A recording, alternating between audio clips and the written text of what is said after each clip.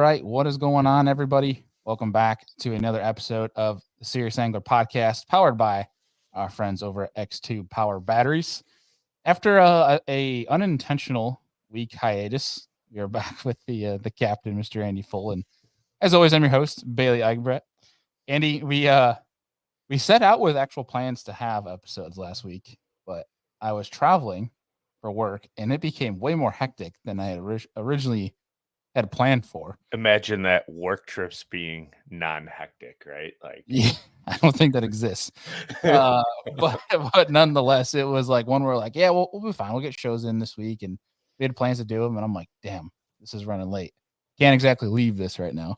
And just ended up being we couldn't do any shows last week, so we apologize. But if you're keeping up with the network, there was a great Business from the Bass Boat show as well as Lure Lab that is out. So that's the nice thing is we can't get any serious angler shows. We always have a couple other shows in the network to fill you guys in on some good bass and knowledge nonetheless. But absolutely. Yeah, we're back tonight with a great guest. Our pal, Mr. Josh Douglas, is going to be joining us tonight. Talking about some hard truths of a pro angler. And we've seen that kind of tossed around here, but and we're going to obviously get into it when we get Josh on here, so we won't dive too deep into it. But just to kind of set the stage, there's been a lot of that conversation around the industry of pro anglers, things like that. And in my mind, Josh is in the bucket of anglers that from a prong approach, from a guide to pro to has all the business end like in check and dialed.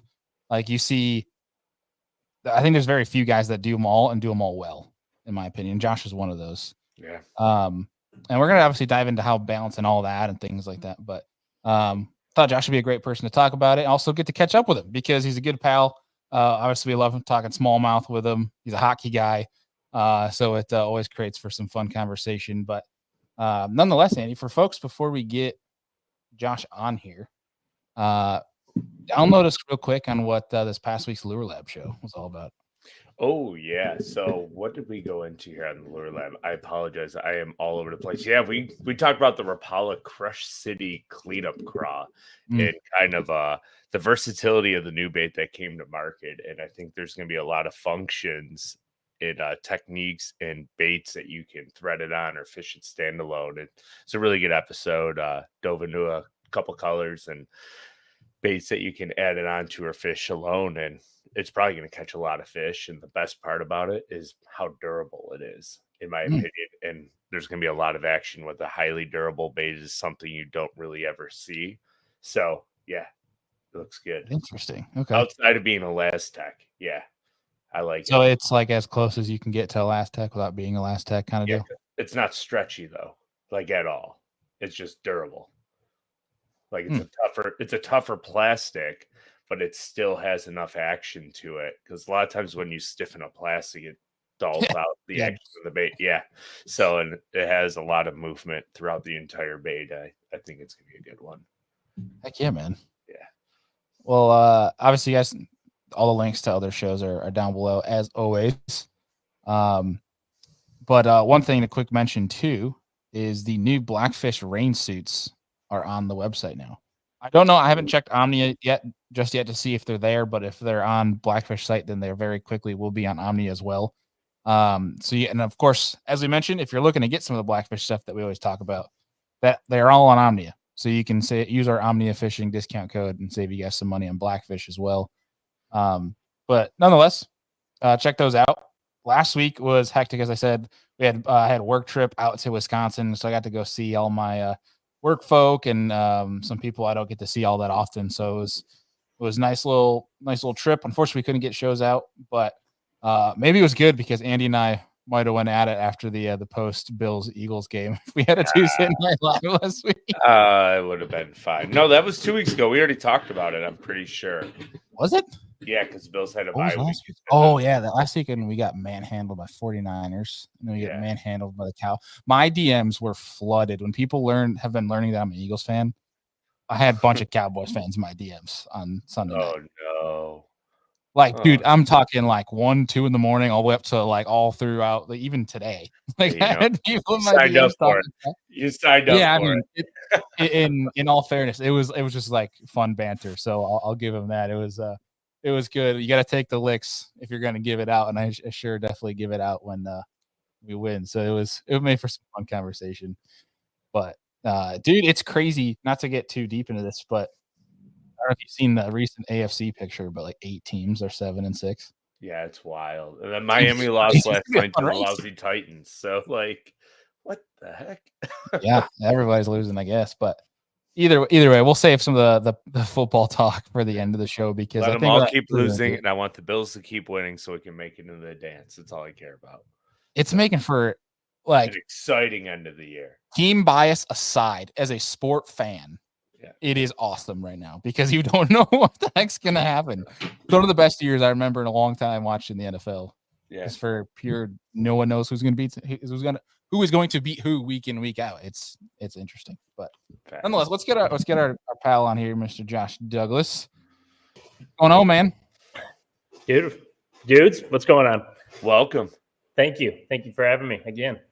Of course, dude. You know you always got a seat, but you got to tease us with this dang man cave you got going on behind you. I'm so freaking jealous of this thing, dude. That's sweet. It's pretty sweet. I've moved around a lot in my life, so I've been up here by like Mille Lacs now for like 7 or 8 years, and yeah, just something I've been working on over the last season or two, and getting all together and dialed up. And it's got like the tool side over here and closets and all like. But I finally got organization in my life, so it's pretty nice, pretty exciting to have something like that. It gets it gets harsh. It gets real harsh up here in northern Minnesota here these next few months. Yeah, no kidding. I was when I talk with my wife, we've been talking about we haven't had our first like legit house yet. Yeah. And we always talk about, I'm like, that's the only thing I ask for. Like, you can have your big closets and everything you want. I want either like a garage or a barn space or something. Like, we're at least space to add, like build something. I gotta have that because like what you got going right there is exactly like what I'm envisioning. TV, bait walls, deer heads all over. Like that's yeah, the deal. Man. It's awesome to have everything in one spot and just heated. It ain't the biggest one in the world, though. As soon as you get it built, that everybody says, you'll say it should be bigger, and it's exactly what you say. But this one, it's perfect and affordable to stay warm, and it's just a good place to keep everything. My boat, I'm waiting. I got to just run and go pick up my boat. I just got some stuff rigged up on it, so my new one's in. So it should be right behind me for this, but it's not yet. Still doing a little trim work and stuff around here until it comes in. There you go, dude. So total rabbit hole, but that system you have right there from that man cave, I feel like people look at it and like, oh, I don't know if you need all that for fishing, but like for what you do day in, day out, that like efficiency in itself probably helps you save more time, but helps you just work a lot more efficient. Whereas you're going to this side of the house to grab something, this side of the house to grab something, and it's like if you're like Andy and I, you lose a lot of things in that case. Where here you got it all in one room. Yeah, I don't know. It's pretty new, so this is new for me. So he's still getting used to the new setup. Yeah. I keep thinking I'm ready to like work on fishing stuff, and then I either go sit in a tree or sit here and find another project to do around here. But no, it definitely has even just the efficiency of doing like a podcast like this where I have everything, around if I wanted to show you something or whatever. It's nice to have. Well, to quickly touch on it, because I have been in like the craziest FOMO / deer fever of my entire life lately. Just I don't know what it was, but something just hit me like a month ago where I'm like, I'm going back all in on bow hunting, because I used to be a diehard bow hunter. Like once like August would hit, like I'd still fish, but like my mind's set on bow season. And for whatever reason, it hit me again this year. And I've already like been getting stuff way, way, way too early ready around here. I know you mentioned you've been hunting all November. Did you have any success? Yeah, no, I didn't. Actually, it was really the worst year I've had in a long time. A couple things happened. One, I got a deer. I smoked one just outside Chicago. and the toll road going like 80 miles an hour, and I still don't have my truck back. And that was like the first week in November, and they don't even take my phone calls. So that's my wrap truck too. It's like my work truck. So I don't even know they won't even take my call at the dealership right now. Like, that's how far out it's sounding like things are. So it happened so quick. All the driving I've done my whole life, I've never hit a deer before. I've come so close, and it was, of all things, like in the toll road between Rockford and Chicago, closer to Chicago, and the last place you'd expect. Yeah, one car just jetted from in front of me to the left and replaced itself with the deer. So technically, I got one, and I was on my way to deer hunt. I was coming back from doing some seminars out in Charleston for Shimano, and so I was jetting to the deer stand when I hit that thing, and then had to figure out how to get home.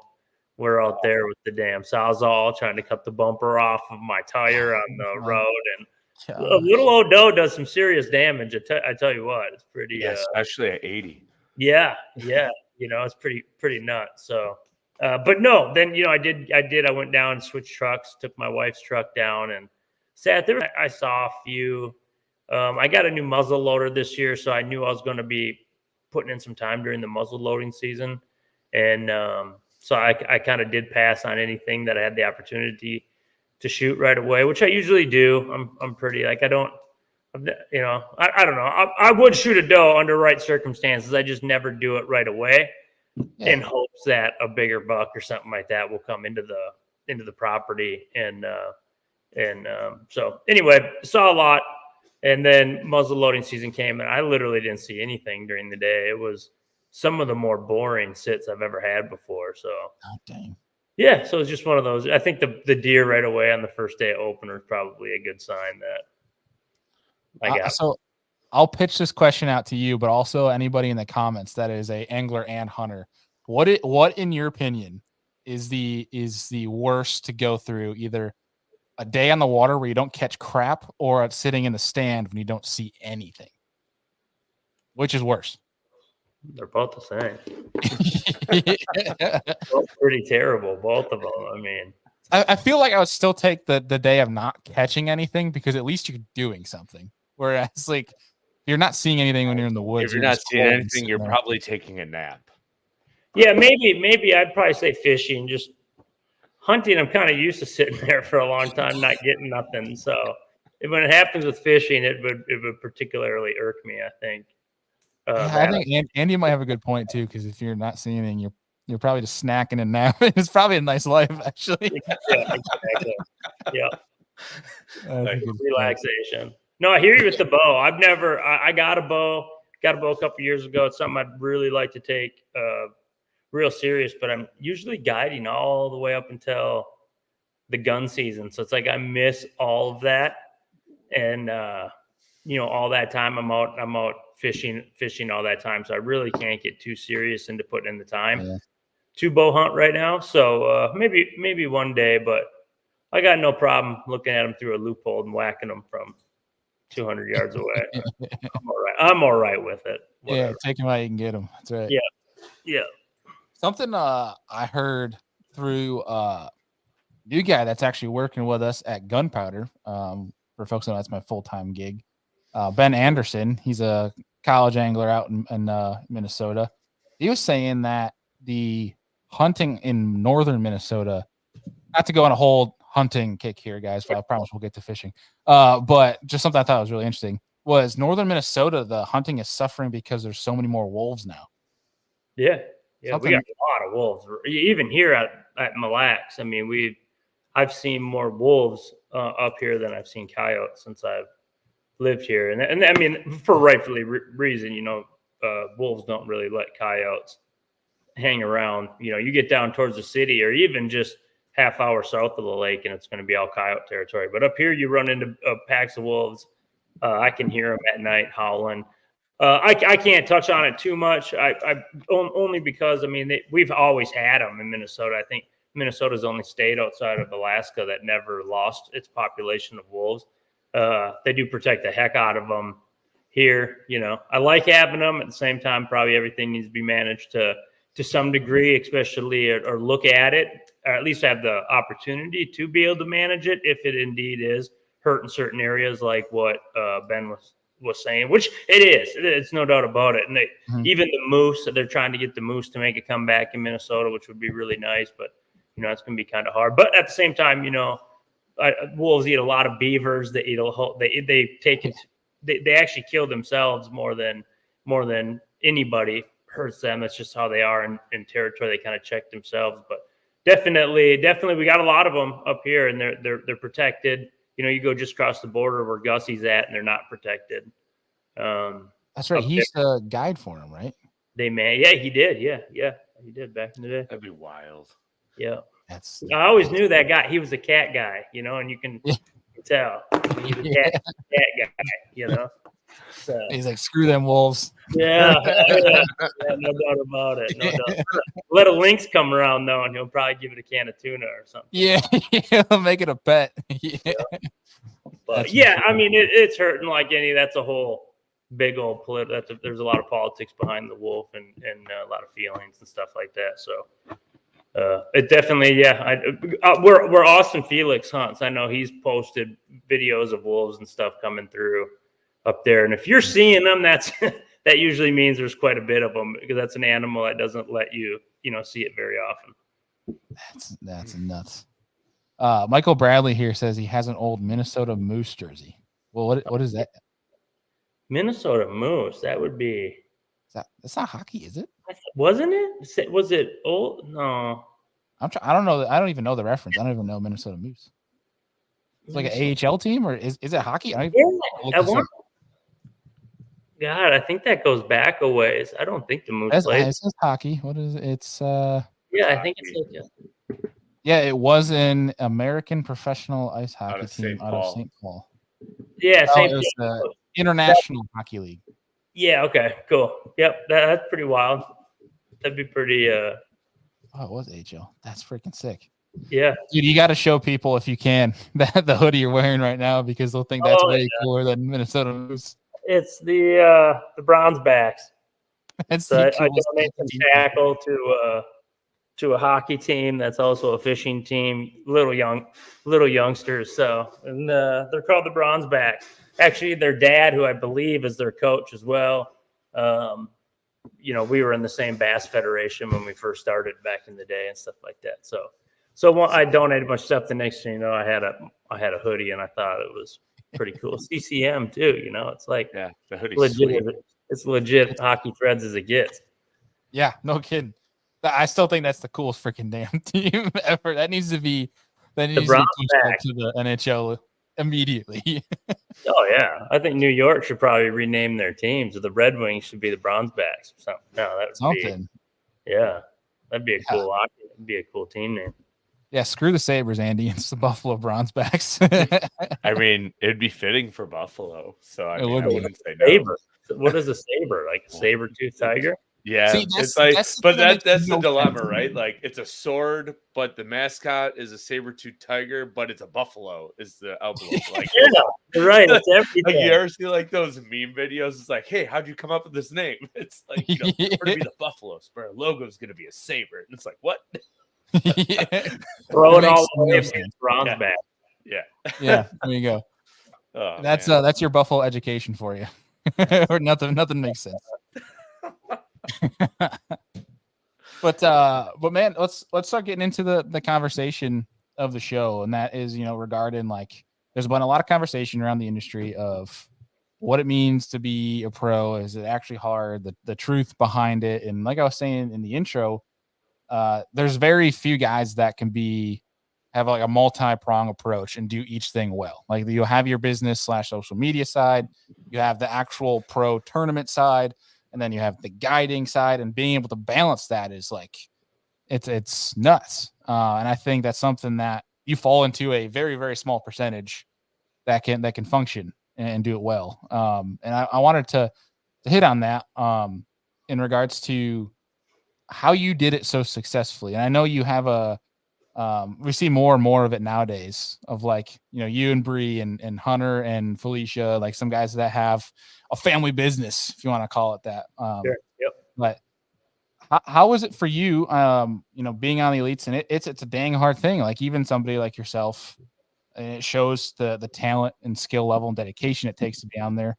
not being on the elites now, but like I think that's a testament to how tough it is. How are you balancing that on the elites? If that makes sense. Well, yeah, like you said, I'm not on the elites no more. After 2 years, I didn't qualify. You get immunity after your first year, and then the second year, it's kind of an accumulative then, which would be your career. And I'm sure you guys have talked about, how you stay. It seems, I'm not going to sit here and say that I love the way they go about deciding who gets to come and stay this given year. It seems like it's kind of a flavor of the year thing, or maybe a moving goal line a little bit, and all that. But bottom line is people, they have to turn it over for sure. That's definitely something that they need to do, and the strong survive. Whoever I feel is fishing the best right here, right now, within the last few years of whatever, because the sport just is, in 10 years that I've been here, has just changed 3 times, it seems like, and like evolving in what you should do. And that's, so big. If everyone wants to say NASCAR or NFL or, whatever, it's like, you got to kind of stay up with times, or you're no longer as dominant, as you once were. So there has to be turnaround on the Elite Series. The Elites was more like a dream thing for me. I never had it before. I always wanted it, but just really wanted to fish at a high level. I kind of grew up at a time when FLW was real strong and Bassmasters was real strong. So it was like, we're talking like the Brent Ayler, the Scott Martin on the FLW side, guys like JT Kenny and Wheeler, and you just name them off the company, Wesley Stray. I mean, I could sit here time blue in the face and list off the guys on that side, and then the guys on the Bassmaster Elites like KVD and Ike and Brandon and all of them were equally good. So I kind of came up at a time when I didn't, there's multiple avenues that I saw in how to be a professional bass fisherman, or how I could get it. But the biggest thing is you need to have relevance, right? Like in my opinion, you don't need to, but you got to come from somewhere or have something to offer that is tangible, via accolades, or, have done it in the past, to turn around and be able to teach somebody that people would want to listen to you in the first place. And then from there, then you got to get into that. They got to buy product, right? So then there's a business side that this whole thing comes across. So if you can balance the fishing, the fishing's what I want more than anything. It's the only thing I want to do. But I didn't have an open credit card to just go and do that. So I just had to figure out how the heck I was going to do it. And, getting to the elite level was great, but it was something, I made a living at the sport well before I was ever on the elites. And now I can use it as a launch pad, going forward in my career. And, that's equally as exciting too. Right. Yeah. Like I think when obviously you had qualified and you were on the quote unquote rookie class. I think, the talk was, he's going to have the easiest transition because you already had the business side set up. Like you had the emphasis on social media. You had Bree doing the photography, things like that. And you'd been around the block. Like you understand what was needed of you. Whereas somebody coming up, like especially some of the rookies this year, not saying that they're ever going to be in that position, but they might find times where it's going to be a lot of wake-up calls, or it's going to be unexpected events, or it's maybe some of them that don't have big social media right now are finding that it's a lot harder to get sponsorship dollars, because it's, as you've seen the transition, like you just mentioned, even in the last 10 years, where I'd argue every pro right now, they're number one, of course, they want it to be all fishing. They all wish it could just be about catching a bass and making money. Yeah. Or that's not the case anymore. It's a brand is like, yeah, great, you do well in tournaments, but like this guy in 80th in AOI sells more products, so we're gonna go with him. Like it's a whole different ball game now. And how do you stay on? You mentioned staying on top of the trends and the changes. Yeah. Now, obviously, that's easier said than done, but like, how is that something that you've done to transition from where you were at to like kickstart and seeing that social media was becoming a thing? Was it something you did on purpose, or was that because of guiding, or like what was the reason? Well, yeah, I mean, just naturally, I'm a hustler. That's just what what I'm going to do is try to figure out. I was bartending at night. I was guiding during the day. Mhm. The goal was to fish professionally, tournament fish professionally, and have a show or something. Then it was a show, like a legit TV show. Now that's kind of a blurry. You can go about that in a whole heck of a lot of different ways now. So that was kind of always the goal for me at the very start when I was getting into it. Was I know the business side is I have to convince a marketing manager who may be super dialed into fishing or may not be dialed into fishing at all, might even hate fishing, but that's their job. And I'm just one of the categories they look over to convince them that I'm worth their investment. Then once I can do that, which that's a very, very hard thing to do. So you want to be somewhat cutting edge in marketing stuff, whether that be a website and a Facebook page like it was when I started, or now, an Instagram, everything under the sun. And then yearly, you got to convince their bosses through them that you are delivering on why they're giving, why are we giving Josh Douglas X amount of dollars? So in my eyes, I just always looked at it like, well, now I got to sell that and then some. And I ask a lot of anglers this: how many, let's say just a simple dollar amount, like $5,000. Now, $5,000 might be a real big sponsor amount to somebody right now, currently at their point in their career, or it could be the smallest sponsor won't even really take that kind of sponsorship, right? But Right. when you get those kind of sponsors, how are you going to grow? How are you going to actually? I ask how many pros, how many of you, or any industry, anybody who's trying to make money in this industry, I don't want to just isolate pro bass fishermen because there's a lot of different ways through YouTube, through everything, but how many legitimately sell $5,000 at MSRP of the product that they're selling? And I would go to bet that there's some that sell millions, and then there's some that don't even sell the $5,000, but they're still ranked or fished or at an equal level. They, maybe even the one that doesn't sell it is kicking their butt, but they're not worth that. So at the end of the day, the business is just not going to make sense. I really don't want to. I try to stay as positive as everything, and I hear some of the chatter in the sport and stuff, and I'm the type of guy that keeps my head down and just like a buck, just try to keep moving. But the stuff Ben got into with his Milken, when he got into the whole business side of it, was awesome, But a lot of that was common sense. But I realized very quickly that to a lot of people, it just wasn't. Like they just, I fished good, give me $10,000. Well, it just truly doesn't work that way, because you have to produce. And if you produce, from what I can say in the sport, is if you produce and deliver and your end goal is the customer, you take care of them, whether that be on shows, going to expos, whether that be at tournament or, fishing tournaments, the classic, doing this kind of stuff, whatever it is. As long as that's your number one thing, you're going to be okay. You're going to be okay in this sport. And,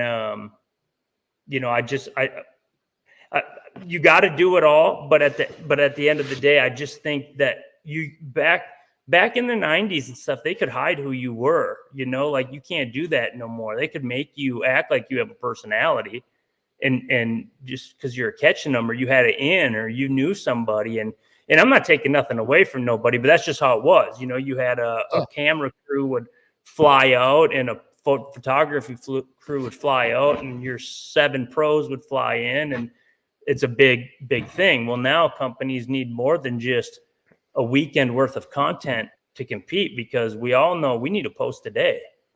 And if you don't think you do, then you're already should probably go do something else with your life. Because the biggest thing about social media, and where we circle back to when I came into it, is, wait a minute, you're telling me this is a free way I can advertise myself? It's a free way that I can advertise my abilities as a fisherman, what my sponsors bring to the table. It's free. And again, and I've said this many times, if you can't do that for yourself, why in the hell should a marketing manager think to give you a dime? You can't even sell yourself. How are you going to sell their product? Yeah. And that's just the blunt truth. But here's the other thing. Yeah. I understand the side of you just want to concentrate on fishing, and there should be this top 100 anglers in the world. That's the upper echelon. And when you get there, the roses fall from the sky and all that kind of good stuff. But again, the blunt reality to that is there's just there's more than just 100 people that can compete at that level in the world, more so than maybe any sport, because NFL, you need to have a natural God-given talent of being huge before you can even start. Basketball, you got to be, 6'4", 6'5". You have to have some sort of a net. Fishing, don't get me wrong, you have a lot of natural ability and the cream will rise to the top, but you don't have to be God's gifted athlete to even first get now you might need to have a giant bank account this day and age, but you don't need to have a six-pack to necessarily be a pro basser. But yeah, I hope I answered that right. It's just I'm trying to tie in like what you said with the different levels and then guiding. That's another thing. How many guys said when I made the elites or when I got on the FLW tour after making the cup and stuff, like, you're going to quit guiding, and I just keep going harder and harder. I mean, I get to stay on the water a lot. I meet a lot of cool people, and I put good people on good fish. They just keep coming back year after year. So why wouldn't I? Yeah, and I feel like for you though, you've talked about it all the time, and I hear it from you that you truly love guiding. So I feel like for you, at the end of the day, like, while yes, you'd love to be on the elite still, you're like, as you mentioned it, you're like, even when I'm done professional fishing, like, I'm still gonna have guiding. I'm still gonna do it because you love it. So it's always a good, from your standpoint, like, it's all positive, Yeah, oh, for sure. Like I said, the elites, and who knows, maybe I'll try to get back. This year I'm fishing the Northern and the Southern Opens. I really want to win. I've had seconds, multiple thirds. I haven't won one of these things. I just really, really, really want to win one, and maybe not worrying about points and stuff like that will help me get to that. But there is some business side to it. And since this is a business show, I'm not afraid to get into it. It's already such a gamble to try to get to the Elite Series, period. Mm-hmm. Okay. Now, I think if you love it, you should absolutely go for it, because you can make income and make money for your family without ever getting to the elite stage. Heck, you can get to the elite stage and then go totally broke once you get there. I mean, it's big boys playing for a lot of money over there, but it's Bass has to figure I don't even want to signal bass fishing as a whole needs to figure out its hierarchy, right? Like, how it's going to work there. And I'm not the only guy having problems right now in the bass fishing world that knows how to catch, bass at a decent level. There's plenty of them out there that can probably fish a circle around me that may be out of a job next year, because everything is changing in the sport. So there is something to look at it like that. Young enough to where I can go doing whatever I want with my life, but old enough to where I should make some better decisions, to try to make sure that I meet a good end game. And then you got to look at the requalification. When I made it to the elites, nothing really changed a whole lot contract wise or anything like that for me. I was already pretty well sponsored and had long lasting relationships with these companies through the opens, before the opens, from the state level to the opens, through the FLW, MLF, and then just right into the elites. Not a whole lot changed there, but then you got to look at the requalification process to try to get in. So now I got to fish a full series, which is the most cutthroat series in bass fishing anywhere is that I fish. Definitely the best talent would be on the elites and at the FLW tour level and stuff like that. But you have that, plus you have 250 boats or whatever the heck it is, and it just makes for some terribly tough, cutthroat fishing. I am a little bit excited about the new rules, a little bit less practice time, all that stuff to try to get there. But then I get there, and Bass is going to continue to use these last 2 years against me, which was a 50-something out of 90-something. I finished my first year, and an 83rd out of 104 my second year, which balanced me out somewhere at like 30%, but somehow that got me kicked out of like the bottom 8%. So you got to look at kind of like, I have to look at that. Like, so you get, again, I don't know if it's right or wrong. I don't know where I land on it. Anglers will never all agree with each other because we are all in a different position at this given time, and our position will change.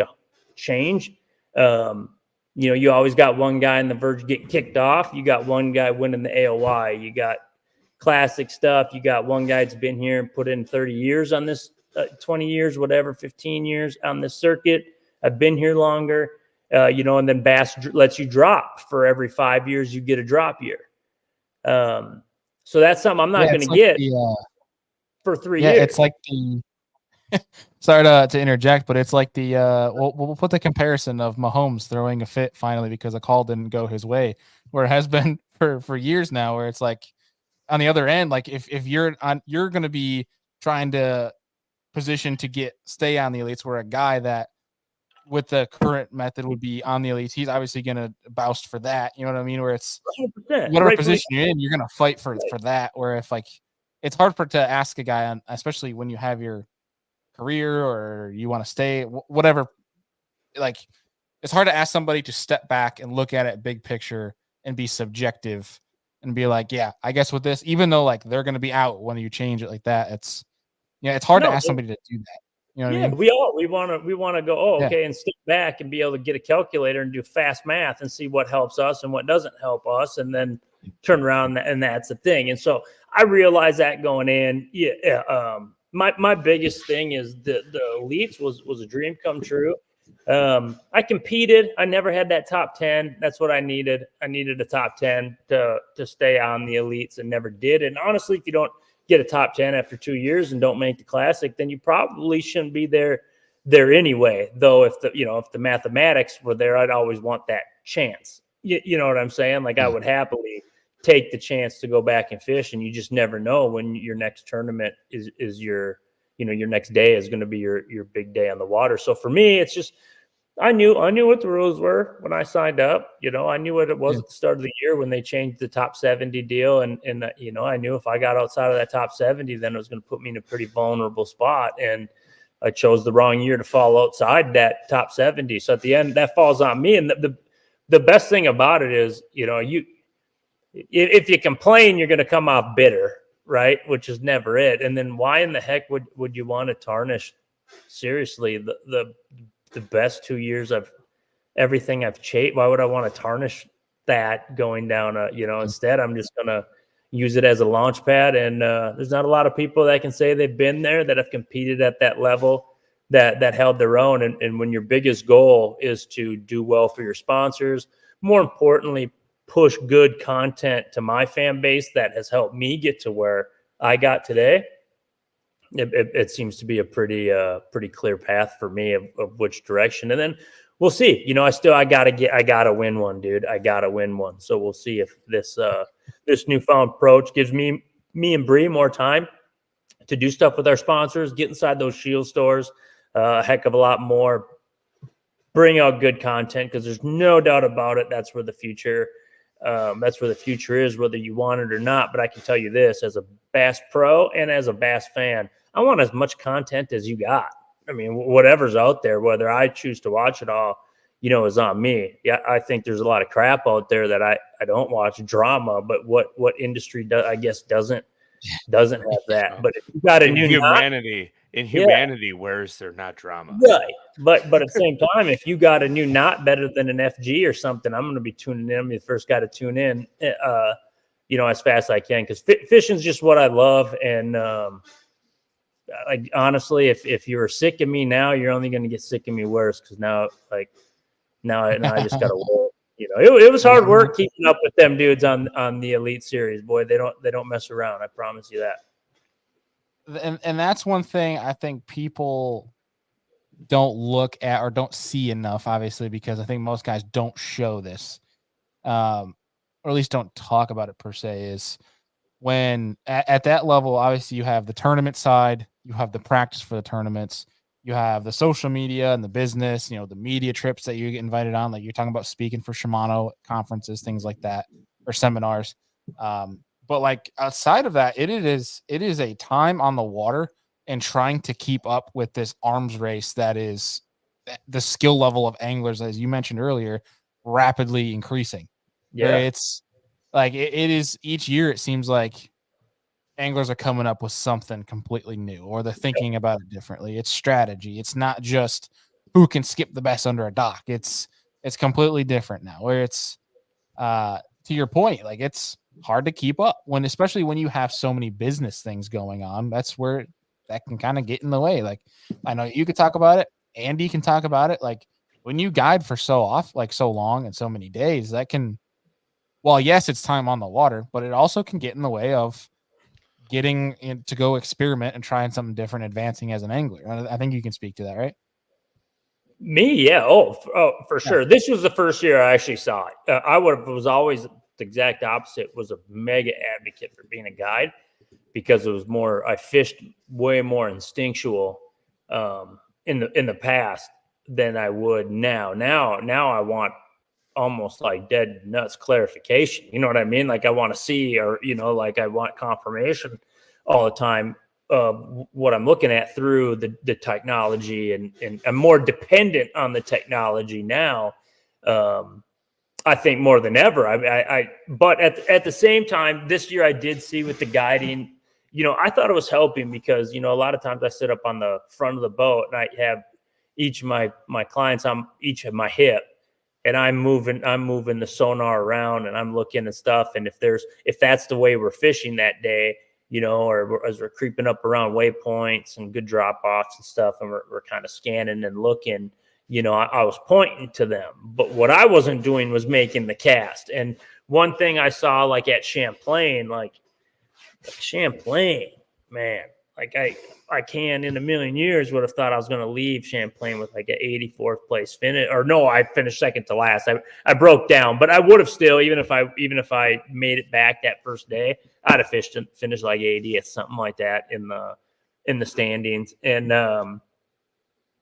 in practice, I found those fish day 2, halfway through practice, found them and caught like 22 pounds before I knew what I was doing. And I never chased that kind of a fish before, never a smallmouth doing that. Matter of fact, if you go back in my career, spotted bass have costed me an elite spot on, I think, a couple occasions in my life. And these fish were acting like, spotted bass. They were up over 40 feet chasing bait, but it was dead calm and I could pick them off, no problem doing it. And I was like, man, I'm going to win this damn tournament. And then I went there and we had 3-footers everywhere, and I just got smoked. And I'd sit there right there in the mix and watch Koya and watch Taku and Felix and watch these dudes around me and Cody Huff. They were catching bass 10 to my 1. It was just like, like such another level. But there's 2-part. I can say, yeah, okay, I needed to spend more time on my trolling motor doing that this summer, catching up. Yes. But I also needed to be finding those fish. And those fish aren't where I fish. They don't do that as all. They don't chase bait. We don't have bait fish. So it's something that I had never done. And here at the same time, I'm fishing against the best of the best of the best at doing that. So you quickly see. Now I'm getting good at it fast. I would love to have a second crack at that day on the water now. But yeah, I mean the competition's there. The guiding I think is good because it keeps you out of the water. But there's no doubt now I'm looking at, like, what's funny is I might not be fishing the elites, but now I want to be the best bass fisherman I've ever been in my life. Like I'm actually aligning my sponsors, and they'll be more into this. I'm a guy that stayed with the same sponsors for a long time, never leave, and I still, for the most part, am whole like that. I mean, I'm very fortunate with the companies I'm with, but at the same time, I'm looking to work with companies I truly believe in and throw baits that I want to believe in, because if I do that, it's so much more easier for me to do my job, and I have a heck of a lot more fun out there fishing. And that's it, man. You get one life at it, and I just want to be out on the water doing it. So I'm going to figure out some way to keep doing that. Heck yeah. Yeah, and that's like we were saying, like just to cap that, it is such a grind to do it all in one, where it's you could be a rookie coming on and focusing so much time on the fishing where you forget that you have business deliverables to do. Or it's, hey, this month went by and I didn't get the sponsor the content they needed, or something along those lines, where it's hard to balance that out. Like do you, and that's brings to a great question. Do you and Bree, with all the things that you get handed your way from sponsors, whether it's commitments, it's content shoots, it's whatever it may be, like you just need to go out and film content, do you guys make a schedule of like, hey, Thursday, Friday, we're going to get out in the water and shoot this, then Monday we got to rocket to this state and do this? Like how do you best like juggle that, if that makes any sense? Yeah, I mean, Bree for sure. It'd be a lot messier and stuff if I was in charge of.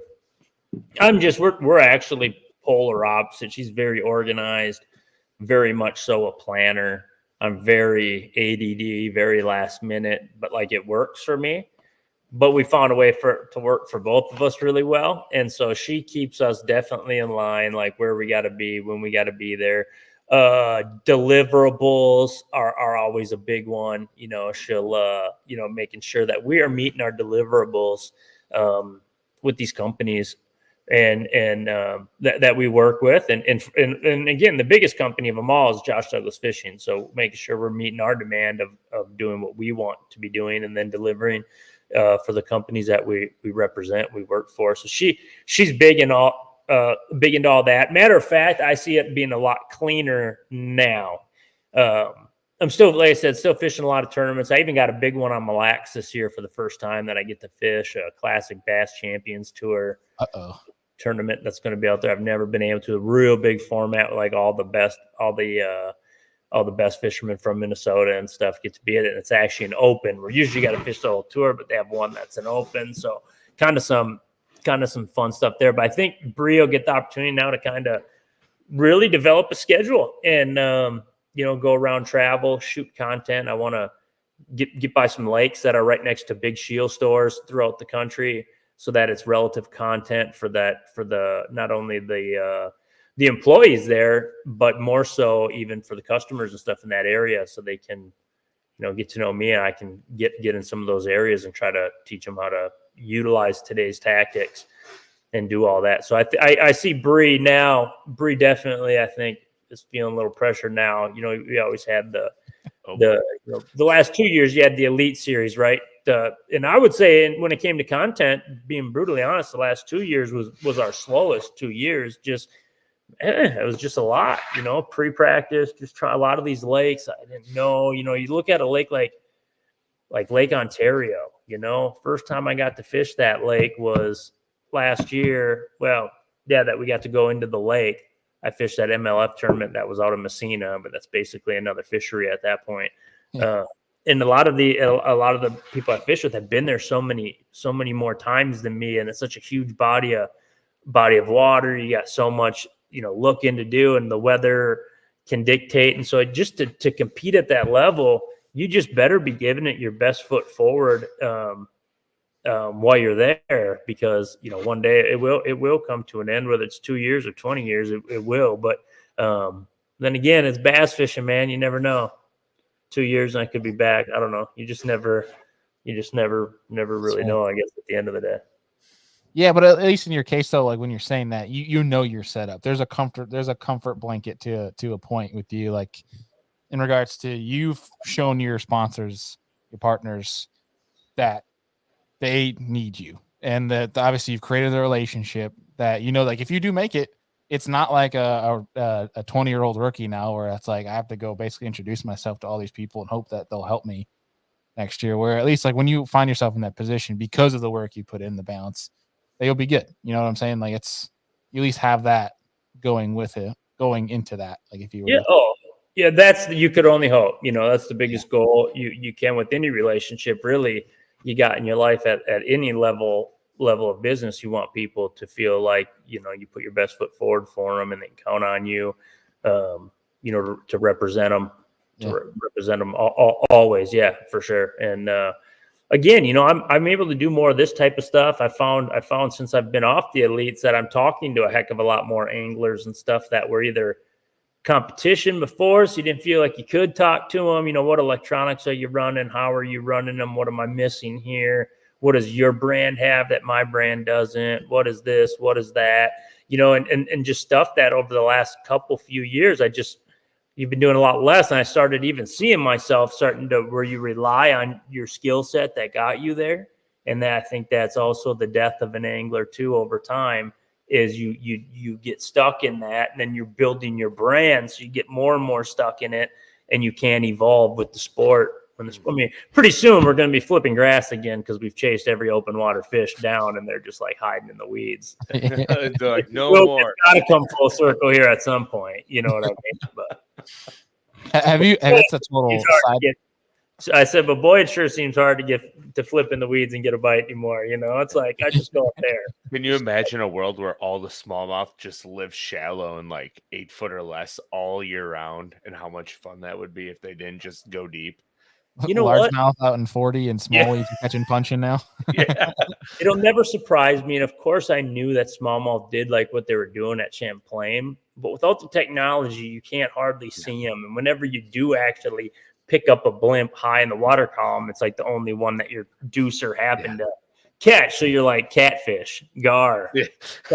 For years we've been saying that, and for years we've been saying that. And that's I think another thing that we're gonna really see is bass fishing now. Dude, what a good I'm telling you, it's gonna take a lot of work. Bass fishing, we in my 10 years, let's give me a decade of being a bass fish, of being a national level, whether through Opens, FLW, Elites. Give me a decade, and I've watched it turn from basically a southern bass fishing sport with not a lot of northern anglers besides Kevin Van Dam and Ike Anelli. And then you had Brandon that kind of snuck in from the West Coast, and it kind of blew up to now. Heck, the elite field is half out of the north, and now Canada is just getting. You got Cooper Gallant, the Johnsons, obviously our classic champion Gussie.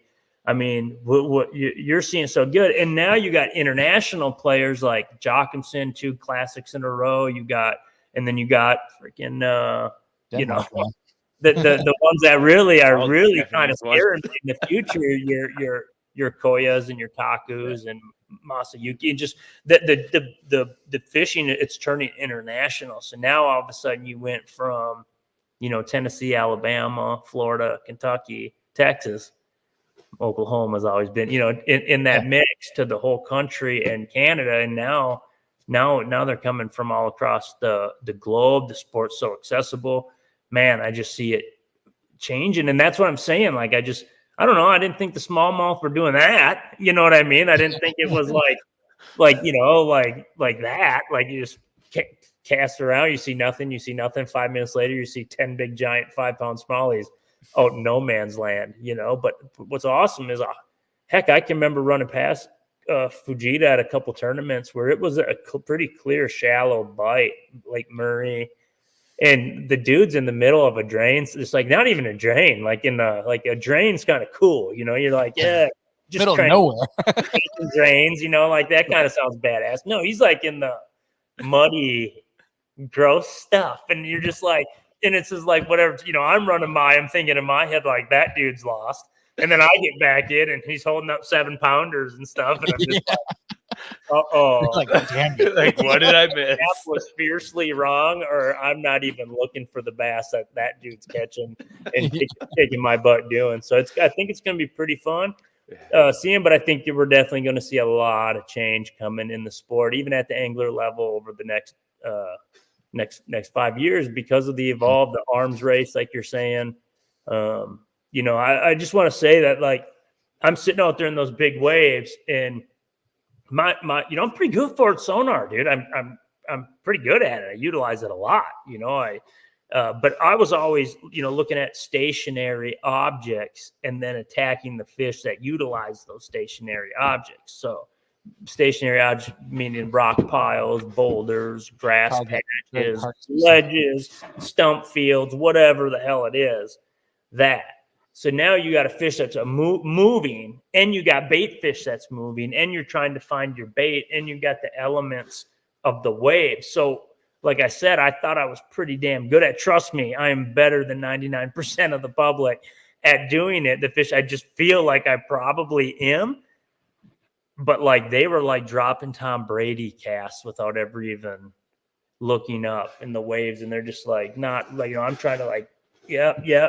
Oh no, I was there, and it shines back and my bait's falling away, or I'm pulling it away from one, and I'm, even the bites I did get, I kept losing because you're like, oh, no, you're just not doing it right because you're learning on the fly. But and I was not the only one in that field. And some of them are smallmouth absolute hammers that are now saying stuff like, dude, I'm getting out fish 10-1. It's crazy. Like they're like, you need to be able to calculate them electronics, what you got, take on them elements. And I'm not kidding you, deliver Tom Brady like accuracy to where that fish is going and what it's doing. And that's how you're winning bass tournaments right now. And that's just that's a whole new angle. That's a whole new thing to do. So, I'm sure everyone can do it, but I do see where some of the skill of that kind of stuff is going to start. If you can put it in the right spot at the right time, and it's just a whole new thing. But it should be pretty fun. And the last thing I want to touch on is what's up with, like, when I came up, all the big bad smallmouth anglers would like look down on you if you put a butt seat in your boat. And this is the Elite Series I'm going out on St. Clair. I literally pulled mine out of my rod locker thing. So I'm like, well, if all these guys got a butt seat, I'm using one and put mine out now. Now you just kind of see now the cool thing to do. Just a little easier on the neck as you're looking down, bouncing in waves. That's the cool thing to do now. Just sit back, take a seat, like me and you, Bailey, when we were running around on Ontario. Yeah. Don't come to the front of the seat. Yeah, that's right. But I mean, it's funny when you talk about that, because like we'll put it in other terms that's happened recently with the dude that died from the skate to the throat. People say, "Oh, neck guards are, they're not the cool thing to wear," but now all of a sudden everybody's wearing a neck guard, but just because it's the smart thing to do, obviously at a different level. But like, dude, I mean, it just made sense. I've played hockey my whole life. I refereed hockey for years. My brother played through a lot of stuff. I've watched so many hockey games in my life, and I've never seen that happen before. You just got to go look at Buffalo Sabres highlights. It's happened twice. Yeah, I know. It does, right? It does. And that's the thing. Now you're going to hear about it when something crazy like that. And I'm surprised it doesn't help more. But yeah, I mean, you could always, look at how many guys do they have to wear visors now? It looks like they almost, I think in the NHL. Yeah, I think there's like a vet rule for if you're in the league at a certain point, you can still go visorless. Like I think Ryan O'Reilly still doesn't wear a visor. There's like 5 guys in the entire league. But I mean, I'm still old enough to where I can kind of remember guys without a helmet on. Yeah. Now, not old enough to remember when the goalies would do it. That's getting back there. But there's still guys that go out in warm-ups without them too. And I still think even that, I feel like that is more nuts to me than even in game, because at least in game there's one puck, where in warm-ups you got 50 of them flying around everywhere. At the end of the day, though, at the end of the day, we're talking about hockey players and making sense. That's just yeah, that's true. That's a good They're point. the only people in the world that can lose all 4 front teeth and get up and hop on the ice for the next shift. The dude's not you're not mad about a puck in the back of the head. He'll kind of laugh it off. Yeah, that's right. They take pride in those scars. Yeah, they do. Oh yeah, for sure. Yeah. So speaking of that, this is actually one last point before we wrap this show up. Yeah. And let you go. But talking about that, there is a personality when it comes to being a hockey player. You got to have a level of toughness and just kind of I don't give a crap. Like, I'm just gonna go. I'm gonna work through this. But in fishing, and this was a point brought up, I believe it was by Ken Duke, and we've talked about it a couple times. But something as maybe more of a tip, but also something I think you've done well. I think that like a Hunter Shryock has done well. Brandon has done well. Matt Robertson has done well. Where we get into when the social media thing and what it was to be a pro has become this cliche, same old, like when guys are filming videos now, they're doing the same old video. Hey guys, so-and-so pro here, talking about this. And I feel like people are so tuned out to that now. It's like an iCast video at like in a booth in iCast. People just keep scrolling on through. They don't pay attention to it, where it's, you guys have done a great job of being yourselves on there. You don't try to put on a persona or anything like that. Where it's, let people see the real side of you, because that is the only way you're going to build a community that has longevity, is if you show yourself when you're down, you speak your thoughts when you're down, you speak them, and you be yourself when you're up, and you show the different sides and bring people through the course. So like, that is more showing what people have done well, like yourself, and trying to balance all of this. I feel like that helps instead of trying to force yourself to be something you're not. Yeah. Where like I urge the new guys and guys coming up right now, where it's like Alex Redwine, I see more and more of it. I'll use him as a great example. The kid's a goof. He's honestly pretty dang funny. And he's letting people see more of that, and he's starting to grow a little bit faster. You see more people take notice of it, where it's like it's stuff like that. Like if you have, I'll even make an example, like when guys like take you for example, love hockey. I feel like if you embrace that side of you, one, I feel like it can help you get more non-endemic, attention. But like, it just helps people attach you. So I kind of like urge people, like, get away from the main flow of things. Just be yourself in it. It doesn't even have to be polished anymore these days. People like look at Matt Robertson. I feel like people attract more to that nowadays. Yeah. That just raw, yourself. Doesn't even have to be a 4K production. Just be real. No, it's nice. Like if you got it, and there's some stuff that you want to do that for. But again, it's just delivering that. And I guess that's something that made this real easy for me. And I kind of said this on my Instagram and Facebook post when I, made it official. I wasn't fishing the elites, but when I walked off that stage, no matter where I was, people come up to me and I'm not, man, you're the best fisherman ever. That's probably something that Brandon hears and stuff like that, and rightfully so. I don't, that's something that people don't say. I know I'm a good fisherman. I know that I go fishing every day. I know, but trust me, I have to go fishing every day. I think to compete. But what I do hear people say is like, you make some of the best videos. I love your videos. Thank you. Keep those coming. They're so educational. If you can, and it's like, I'd be dumb if I ignored it, like it's there. And I do have a lot of people that have helped me, supported me, hit like on my posts and stuff over the years, that now it's time to put all that back out there. But like, and what's kind of cool about it, man, is maybe the fishing's just starting, you know what I mean? Like now I can kind of go around, and you know how many bass I've pulled on in my life? Do you know how many times I've pulled on a fish in a mat down in South Florida, and I could have been 13 pounds? I have no idea. I shook them off.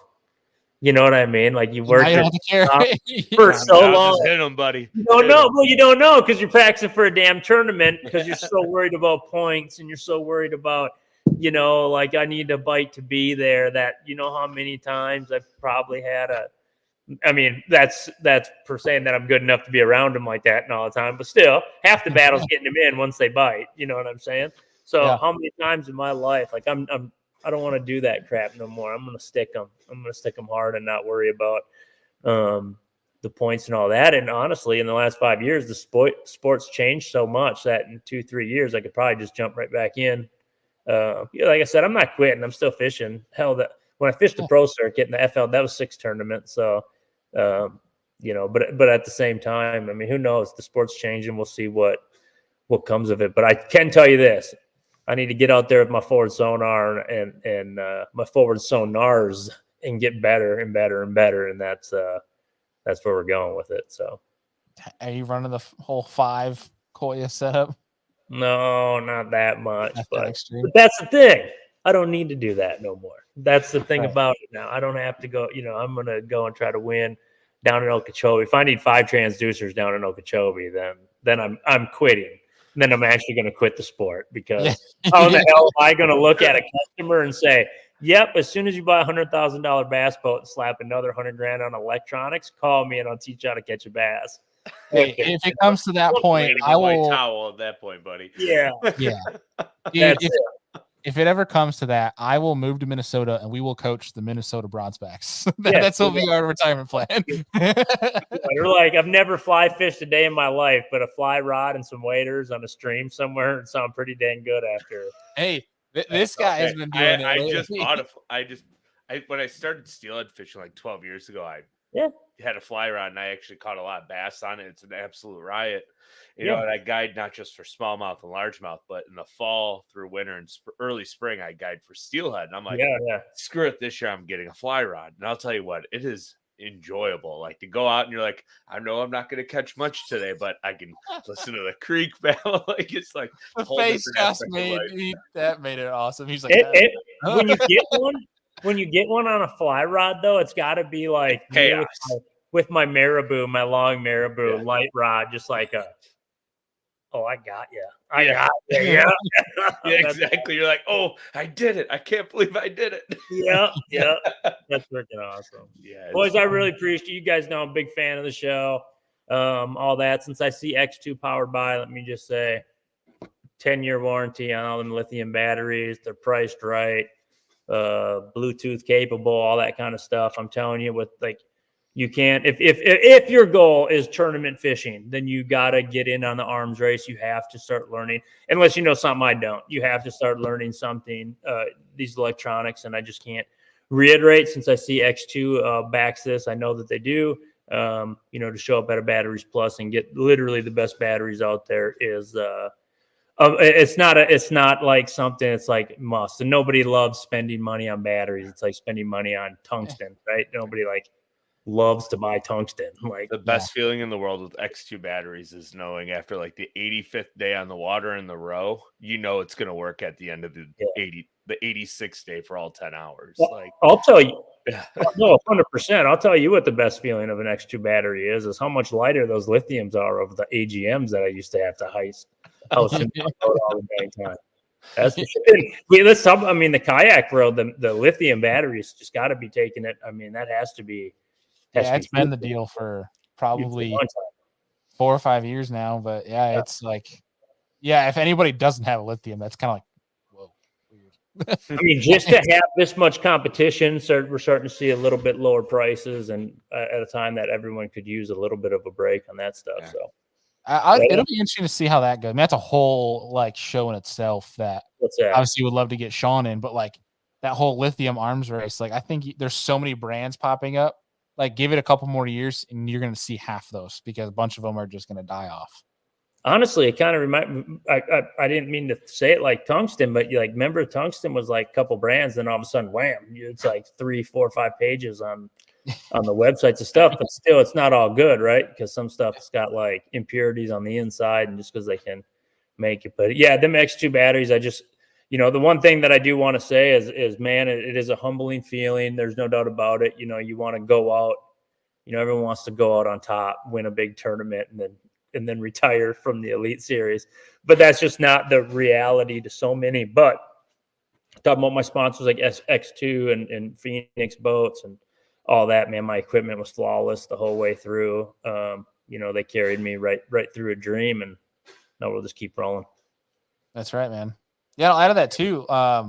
The air compressor and the jump pack they just added too. They got some I know it's some special stuff coming down the pipe for X2, but 100%. My boat was supposed to be here, and it was all supposed to be sitting there. Oh man. I'll be in my boat ready to go down to Florida. So I know. Well, dude, before we let you go here, you excited for the opens to come up to Leech then? yeah, I am. Are these two things like can you see these two that I'm trying to like my jail It's just cell? proof that you're just an angel. God, I keep trying to. Can you tell it's been a constant freaking battle for me on where I want to be. See, if you stay between the two, it might look like you're in jail. Yeah, no, I know. Behind bars. Dude, yeah. No, I'm excited about that whole schedule. The Southerns, Okeechobee, should be fun. It's been fishing really good last couple of years. So far, there's been no major storms that I know of that gone through Florida. So that should be good. Santee Cooper is really, really a fun lake. I might have fished that series just because of Santee and then Leech. I mean, talk about like this is the closest that Bass or any of the leagues have ever come for my fellow Minnesota peeps. I'm sure there's a bunch of them. I've heard rumors of several that are signing up for them open since they are so close. I mean, the furthest way is Detroit, and that's really not that bad for us. Yeah. So talk about a good opportunity right now if somebody wanted to, dip their toes into the national stage and be able to fish three tournaments that if you win one, you can go. And there's a lot of really good Leech Lake fishermen. I haven't fished there since I've only fished Leech like once in my whole life. It's only like an hour, maybe an hour and 15 from here. And it used to be just all largemouth, that was it. And big largies at that. And now smallmouths have really boomed there. So now you kind of got a little bit of both. You think they boomed or the electronics have kind of both? Them where they are. You're right. I mean, I do think it's a little bit of both. I mean, there ain't no doubt with the zebra mussels and all that came clear water and the that helps a lot. We're able to boom and just get bigger and stuff. But yeah, I would imagine that the electronics are probably accessing these fish a whole heck of a lot more and showing us fish that were.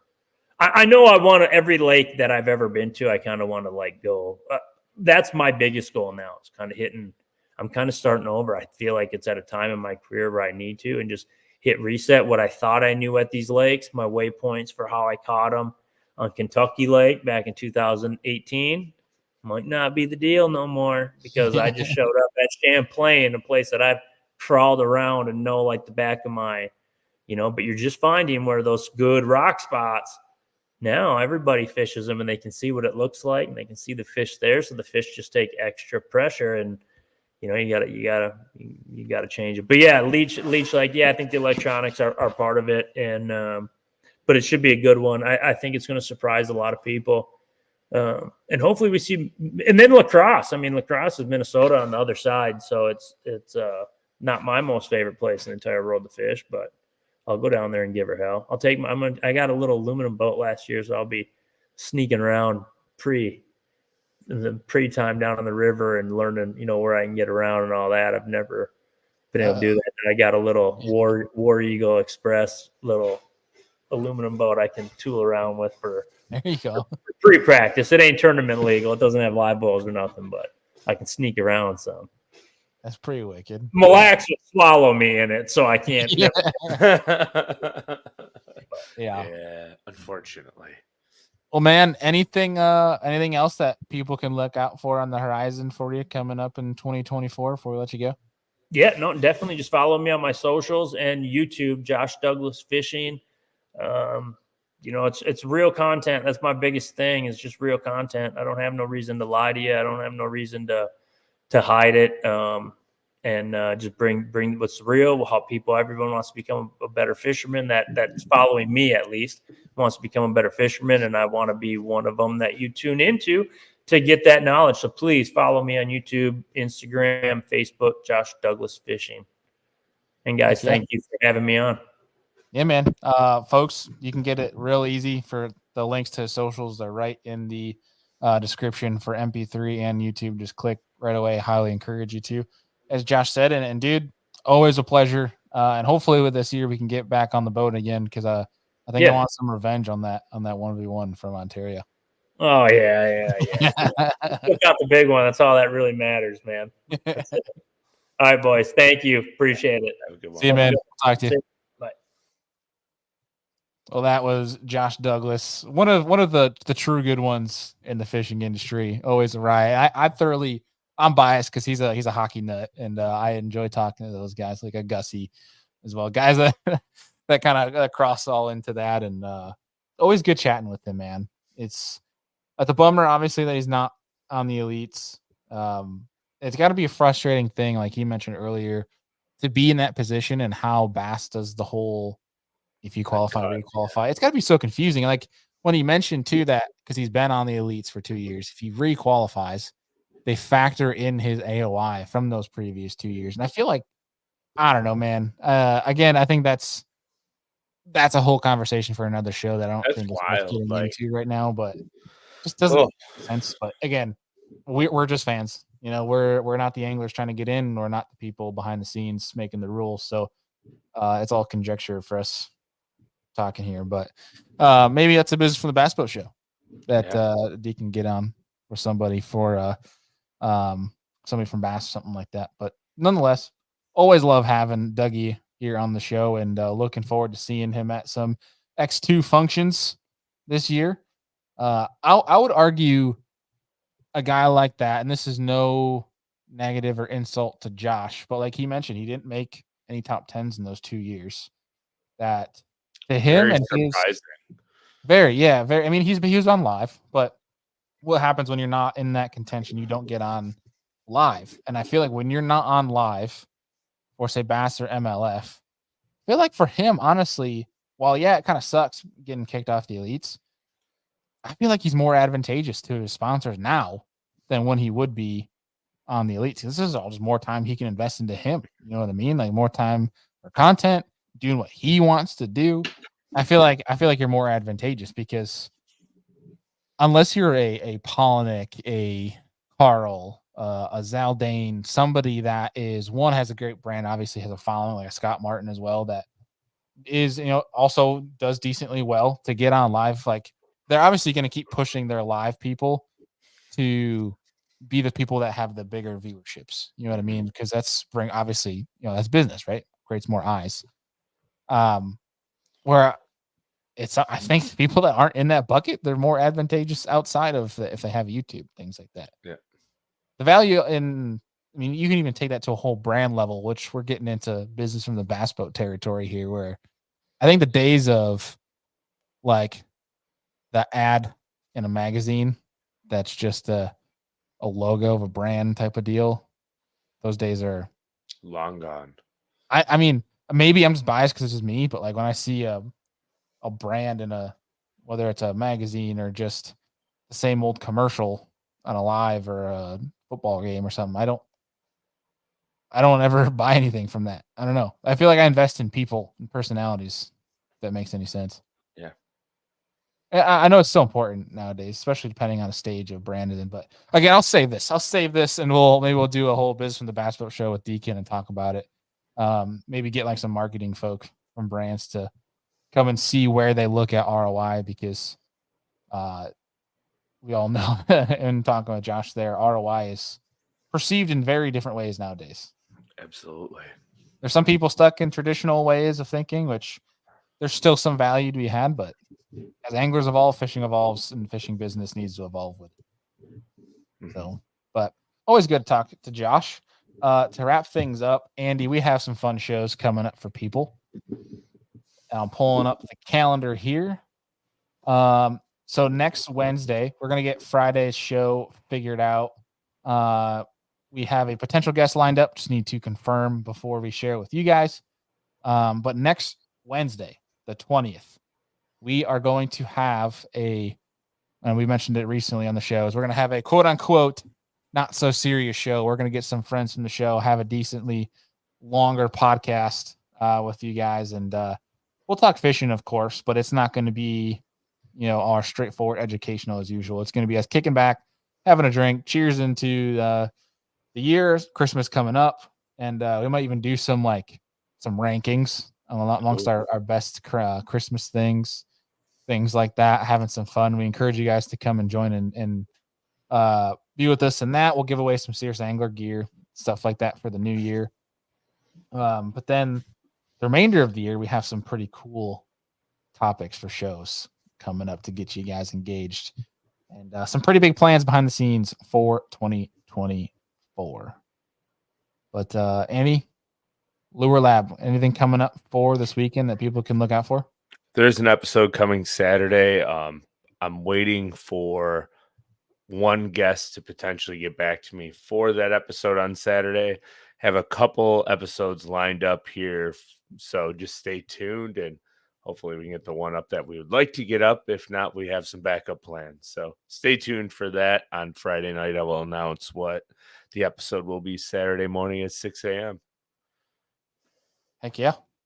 With that, I'll say too, we have a comment here from Scott saying, practice on that soundboard, Bailey, for the Christmas show. Don't you worry. I already have sounds that are downloaded to the soundboard for that specific show. It's gonna be fun. But look forward. We're gonna have some friends of the show join that one. Deacon unfortunately can't make it that week, so we'll probably we'll leave it as a surprise. Leave it as a surprise for people. But nonetheless, it's gonna be a lot of fun. Pour yourself a drink. Come join us. Throw questions, topics for that show. It's gonna be a good time. I think there was and then last but not least, this week for Kayak Fishing Weekly, we are going to have John Dalton on from Creek Fishing Adventures, and then next week will be Greg Blanchard. So we have two pretty hard-hitting weeks from a YouTube standpoint, two really, really great kayak fishing media platforms, and two really good people. So hope you guys enjoy that episode with Josh. Appreciate y'all for tuning in. We apologize again for last week not having any shows, and hopefully this made up for it. Biggest thing we ask of you guys when you guys are listening, watching this, obviously the majority of you guys are all subscribed, and we really, really appreciate that. Share this with any of your angling friends, people that are getting into fishing. Help us help them, get them the right people like Josh on here to teach them about fishing. But also, if you're listening, please give us a rating and review, especially if you're on Apple or Spotify. Helps us out immensely. Jim Lopez actually has an interesting last question coming in. You didn't play youth hockey growing up, did you, Andy? No, just fun hockey. I didn't start playing ice hockey until I was like 22, I think, with a bunch of friends from work. And they convinced me to buy a bunch of gear. I always played like pond hockey and skated around, but I'll start it off because I know yours are probably a lot worse. The worst injury I ever had was really a black and blue eye. I took a puck that came off the glass at like a 45-degree angle and hit me right underneath the eye and opened up a big gash. And I had a black and blue eye for like 3 weeks. And yeah, had a big cut like right here. Like somebody punched me in the face. Ladies. Bar. Yeah, exactly. Ladies are lining up. Should have saw the other guy. Actually, should have saw the puck. I beat that puck. Dude, that's worse for me. You did have like the coolest beer league jersey ever. Oh yeah, it's still upstairs in my closet. The Jägermeisters. Awesome. Yeah, it's a good one. We need to make a pact that if we actually get legitimate ice here, because I realized that park near Darien Lake makes a skating rink. Yeah. We need to play pond hockey this winter. I would love to. I need to get. We invite anybody that listens to this in Central Western New York. We'll do a meetup for pond hockey. We'll bring. Actually, I don't know if you're allowed beer in public park in New York because New York's not fun. But we'll figure something out, and maybe we'll do a in-person show for pond. You know what we should do, Bailey? Like Geico holds like a big pond hockey tournament down at the rink outside the arena every year. Maybe we should get like a serious angler team and compete. Serious dangler team. Yeah, serious dangler team. We could get some cool jerseys with like a fishing pole as a hockey stick or something and a bass. I wonder if Blackfish would make us specialty jerseys. That'd be fun. Like we should look into that. Yeah.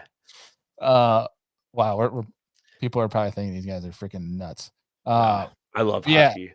Injury wise, I would say longevity is when I got hit knee on knee. And I blew out my MCL, meniscus, all that fun jazz. That painful wise though, was broke my collarbone twice in the same spot. Here's the craziest thing. Here's a crazy story for you guys. I broke my collarbone. I was on defense. Kid was crossing the blue line, and I pinched, and I closed the gap, laid a hit on him. He put his head down like a running back would, and his cage went into my collarbone, and that's how it broke. The first time I was stepping up to hit him. So I'm out for, I think it was like 3 months, and they bring me back. The doctor tried to rush me and get me back early because we had playoffs coming up.